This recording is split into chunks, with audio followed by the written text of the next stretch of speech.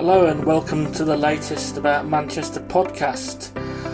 Today we continue with our series of interviews talking to candidates standing in next week's Greater Manchester mayoral elections. And today it's the turn of Nick Buckley MBE, who is standing for the newly launched Reform Party.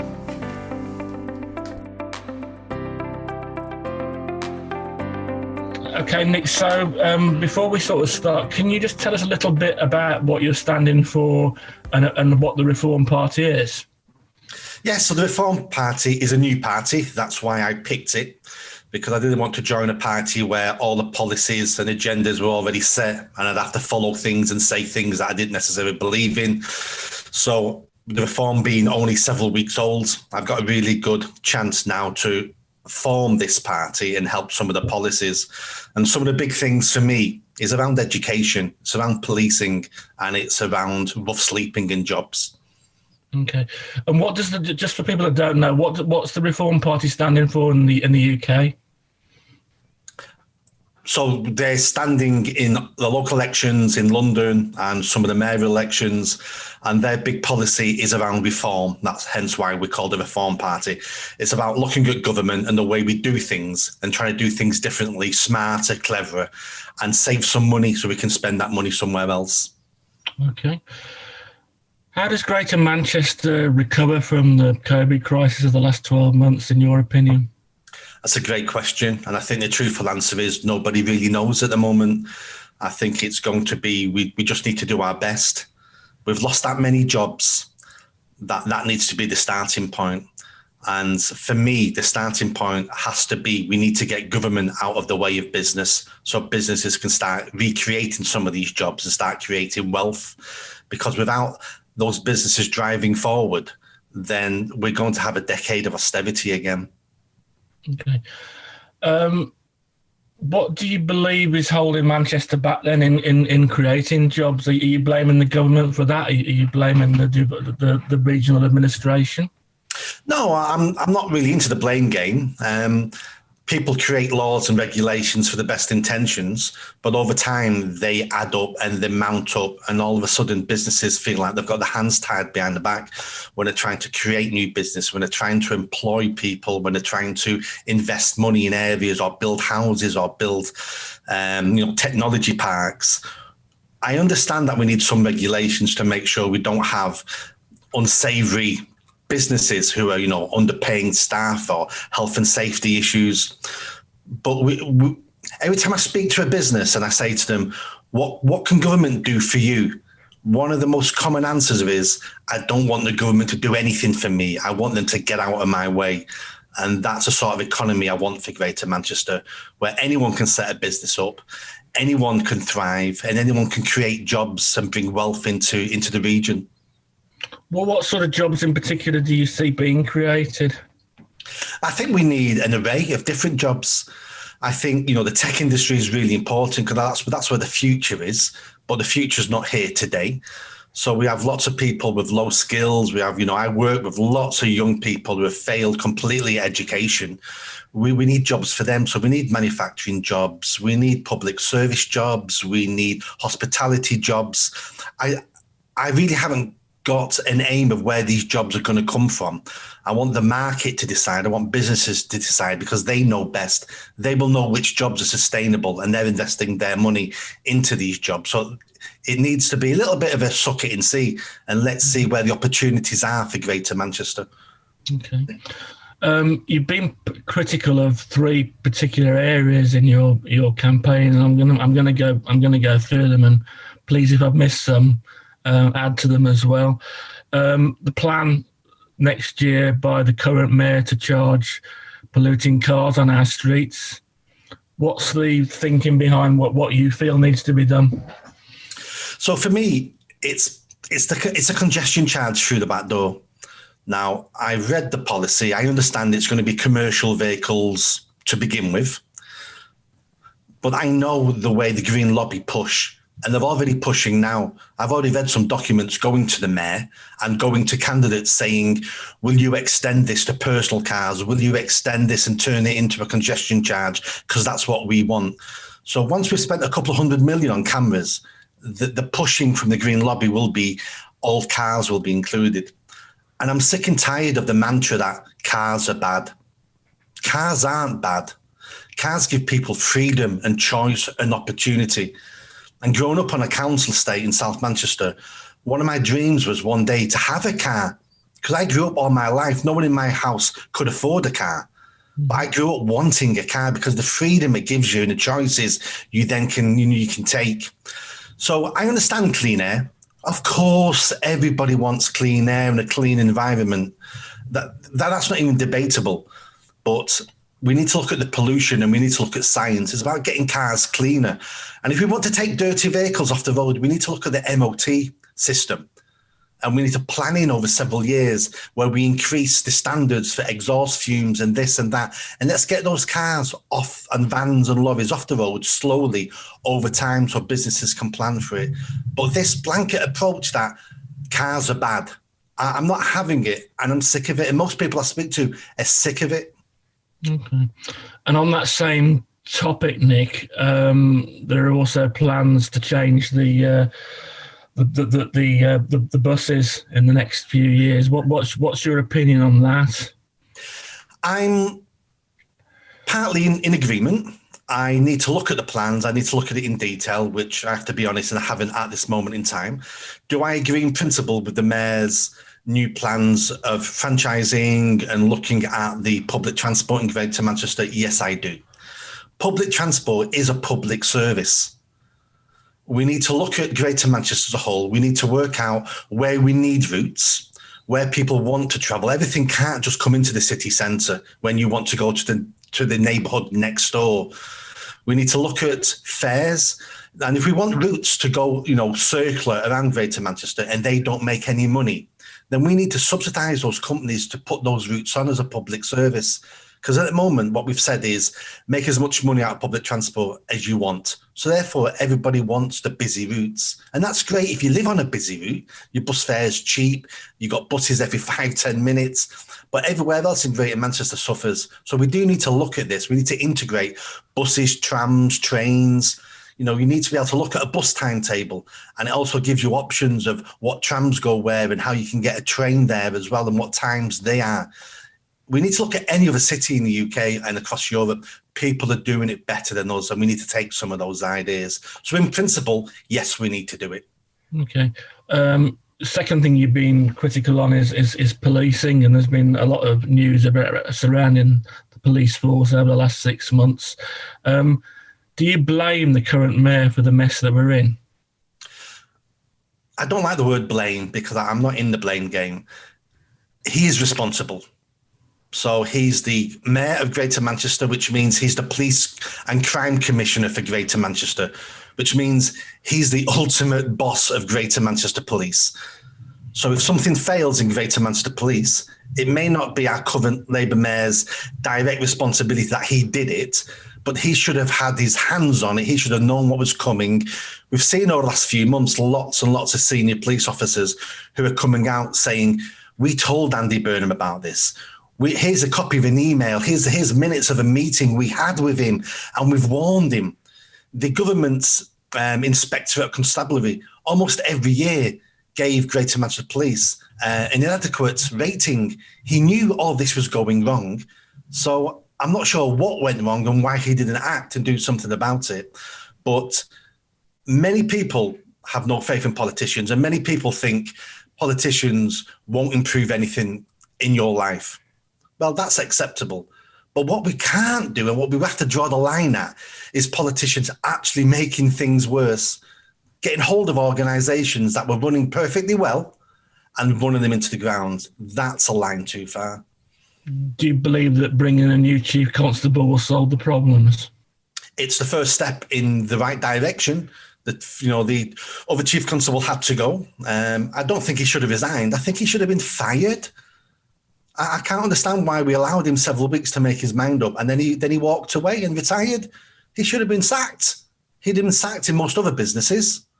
A new chief constable coming in from outside the area, again, which I sort of agree with, because we need fresh blood. We need somebody who wasn't involved in running this service into the ground. And I wish him well. And whoever becomes mayor, hand on heart, I wish them well, that we can get the police service back up and running. So if you're elected mayor, you become police and crime commissioner as well. What would you do? Well, I've spent 2 decades working alongside the police. I used to be based in police stations. I've actually trained police officers in my old job when I worked for a local council.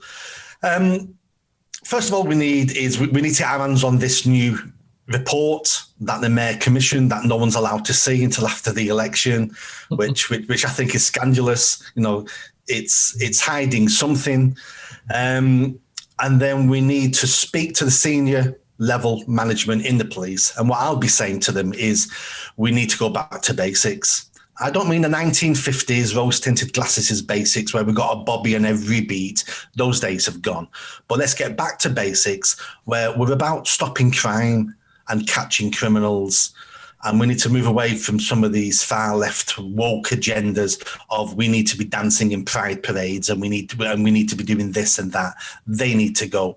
We need to stop policing the internet unless a crime has been committed, and we need to be policing the streets.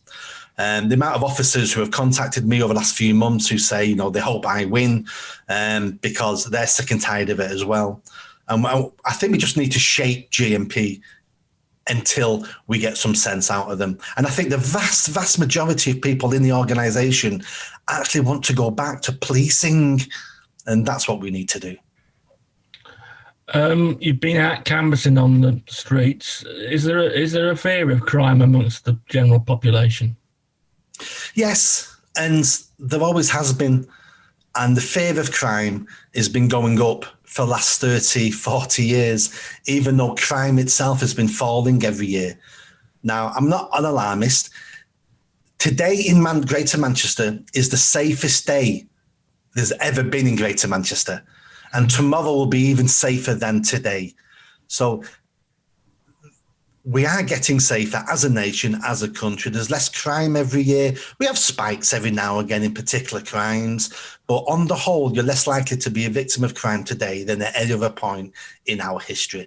So I tell people this all the time. I don't want to scare people into voting for me. I want people to realise that on the whole, GMP, Great Manchester Police, do a good job. And it is a safe region. It is a safe city. And you still need to take care because there's still bad people out there. There's still criminals out there, but not as many as there used to be. You've been a critic of the what was the spatial framework, and particularly the plans to build on green belts. How do you solve the housing crisis in Greater Manchester without building on Greenbelt? Yes, good question. And it's a complicated question. And every politician in the country struggles with this because it's easy to say, don't build on the Greenbelt.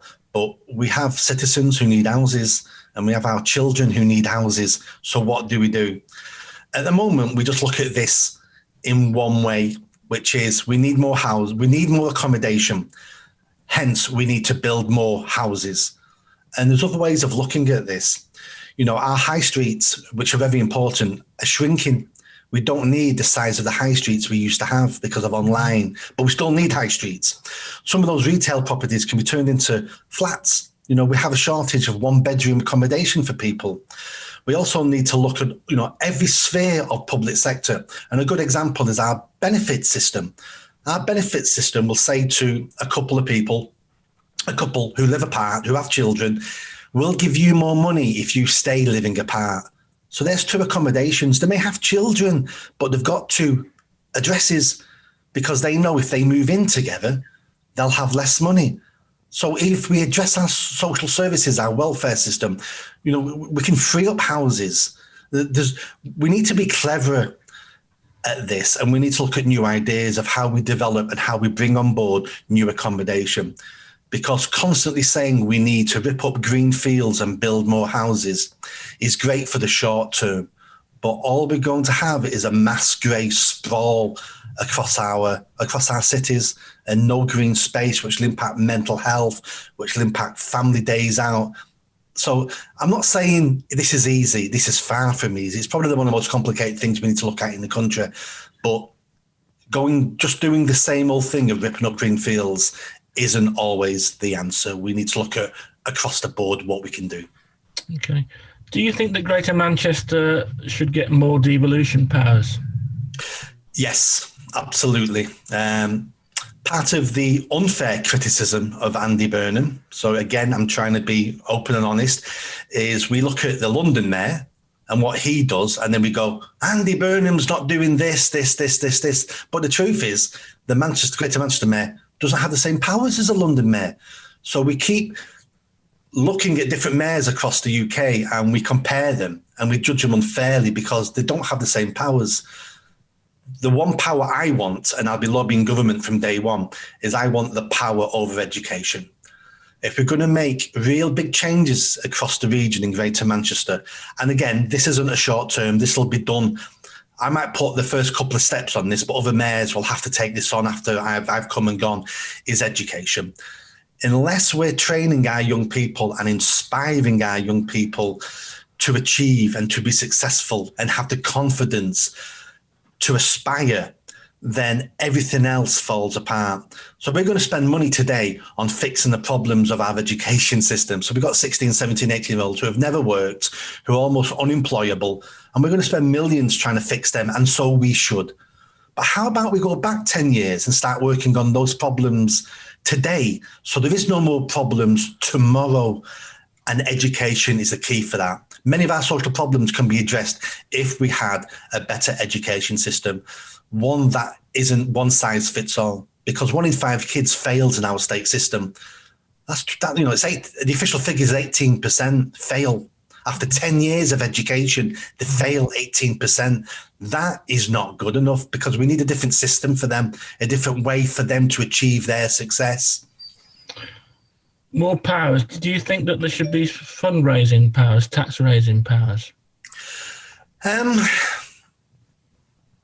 on the fence for that one, so I'd have to see both sides. I can see the benefits of it, but then I can also see the downsides where, we may have, probably a Labour mayor who will then start, he's already putting the council taxes up. He's already trying to tax us using our cars and vehicles.